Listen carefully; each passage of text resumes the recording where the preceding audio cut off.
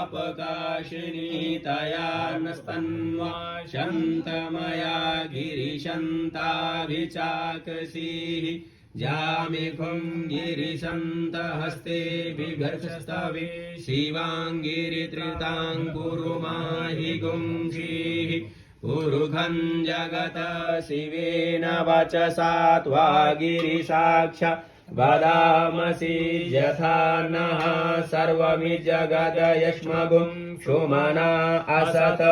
अध्यवोचदधिवक्ता प्रथमो दैव्योऽभिषक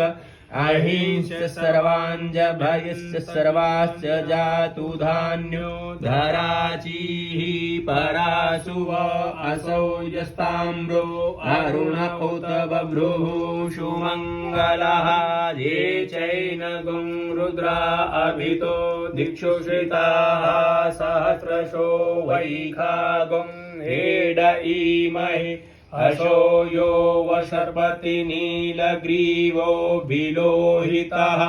उतैनं गोपा अदृशन् दृशन् दहार्यः सदृष्टो मृडयाति नः नमोऽस्तु नीलग्रीवाय सहस्राक्षाय मीडुखे अथो